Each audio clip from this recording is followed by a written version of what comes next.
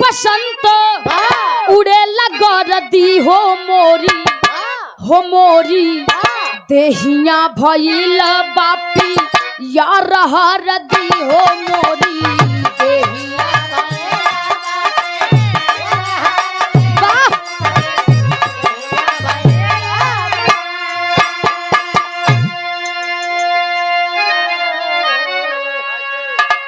लेकिन यही के भाव में ये दुनिया में भगवान विश्वकर्मा जी का आविष्कार करे हैं, का बनाए हैं, का ना भैया ही के भाव। अब अरे गागर में सागर, अगर गागर में सागर अरे दिखाई गई हो अपने काला से जहानामा सा जाई गाइला हो अपने काला से जहां।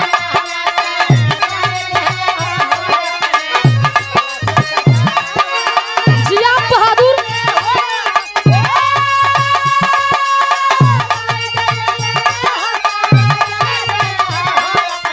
काला से जहानामा।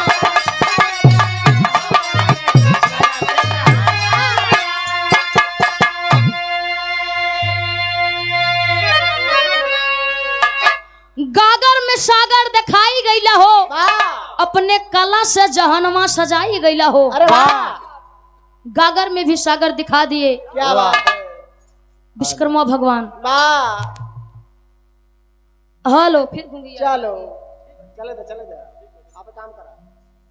ये दुनिया में जितना भी चीज बा, जितना भी वस्तु है, अरे वाह, सोना चांदी रुपया पैसा लोहा लक्कड़ वाह, देवी देवता के समान हाँ का सब भगवान विश्वकर्मा जी बनाए। हाय हाय, पहला बंद में कहना भैया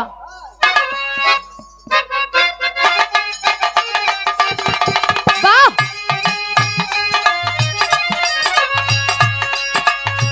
धन्य विश्वकर्मा जी का भाष के ललानामा।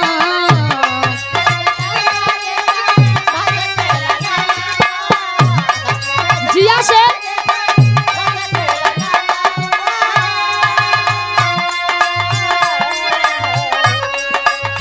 पहिने आभूषण विश्व तोहरे करानामा। पहिने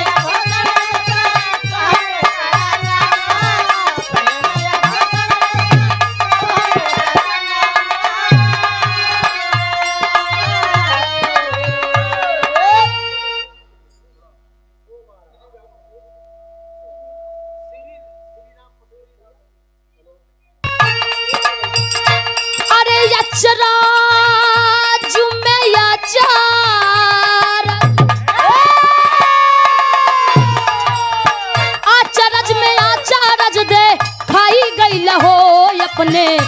अपने काला से जहानामा सा जाई गईला हो अपने काला से।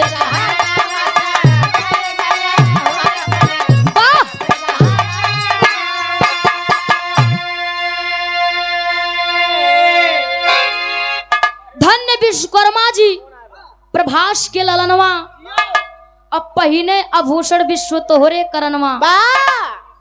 विश्वकर्मा भगवान जी नथुनी बनाए, पहले तार नथुनिये ध्यान जाए, झूला नहीं बनाए भैया।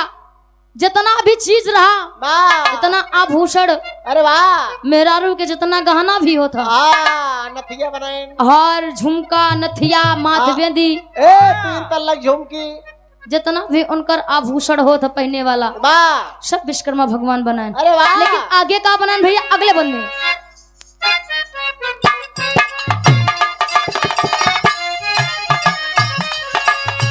छाई 3 लोकावा में तोहर प्रभुताई।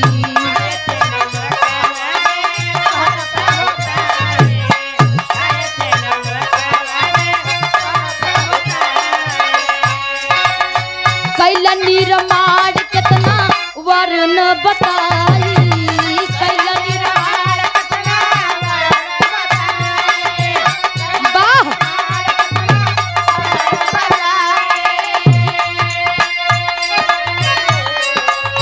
अरे जड़ बीच चेताना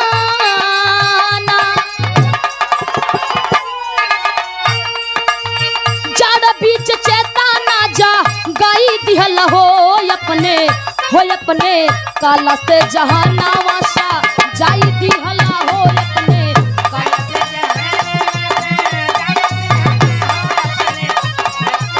वाह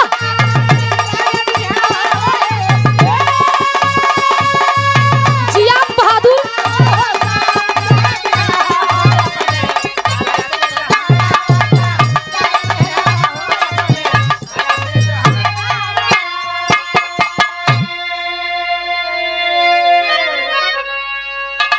छाई तीनों लोकवा में तोहर प्रभुताई अब कैला निर्माण कितना वर्णो न जाई कितना बखान करी भगवान, जितने बखान कर भगवान विश्वकर्मा के उतने कम बा भाई, उतने कम बा। अरे वाह यहाँ से लेके लंका तक पूरे विश्व में द्वारिकाधीश इस सब के निर्माण विश्वकर्मा भगवान जी करे ने।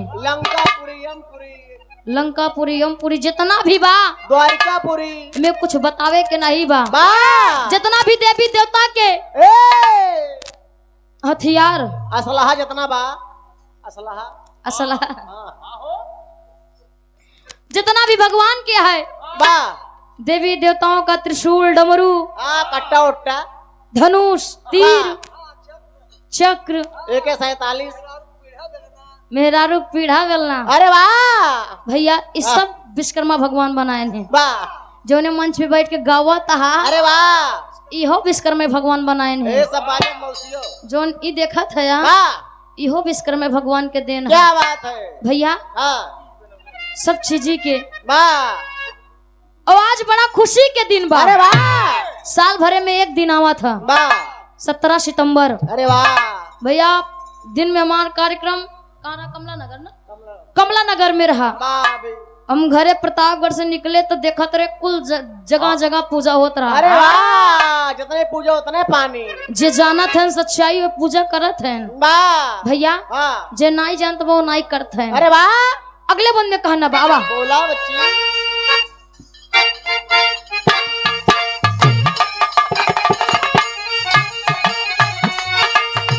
फारसा कुदार खुरपी बेलचा कुल्हाड़ी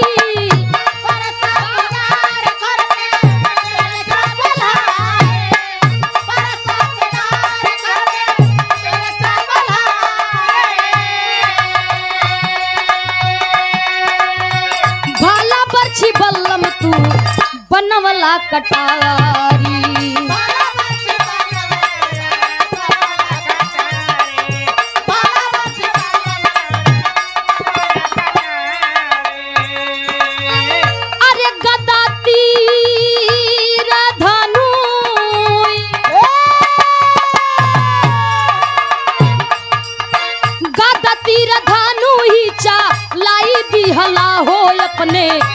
अपने काला से जहानावा सा जाई दिहला हो अपने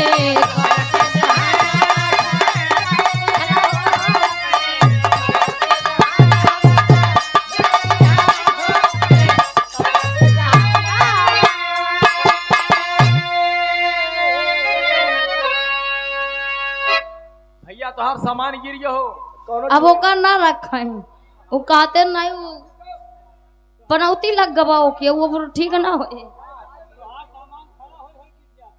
वो बेकार हो जाए भैया वो कर रहा है जब जिन सेट करा भैया सामान खड़ा ना हो पाता है। फरसा कुदार खुरपी बेलचा कुल्हाड़ी अब भाला बरछी बल्ला तू बनावला कटारी। अरे वाह हर घरे मिली भैया चाकू खुरपी दरेती फरुहा कुदार गणास हर घरे मिली चिकोल एक टहरा थे जे खेती करत होए भैया इस सब के दिन भगवान विश्वकर्मा के है। अगर वो ये सब न बनाए होते तो किसान कहाँ से खेती करते महान है भगवान विश्वकर्मा। लास्ट बंद में कहना भैया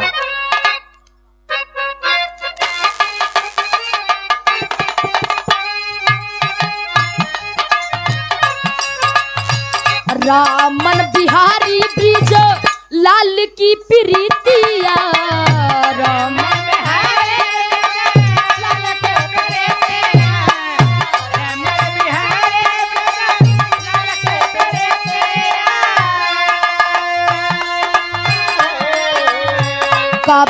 प्रसाद सूर्य भान जी की गीतिया।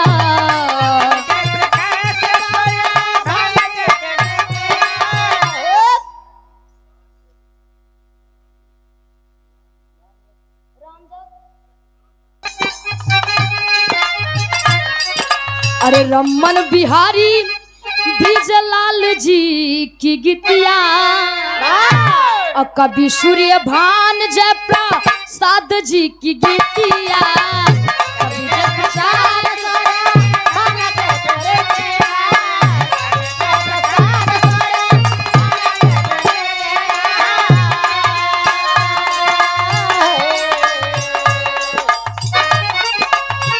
अरे पप्पू मूषका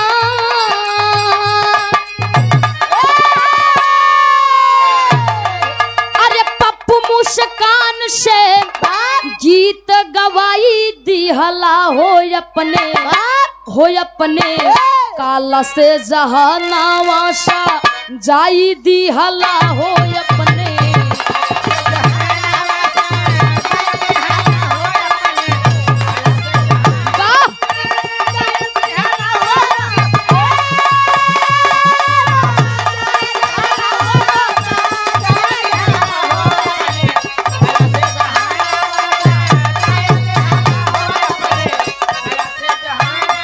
हो अपने काला से जहानावा सा जाई दिहले हो अपने।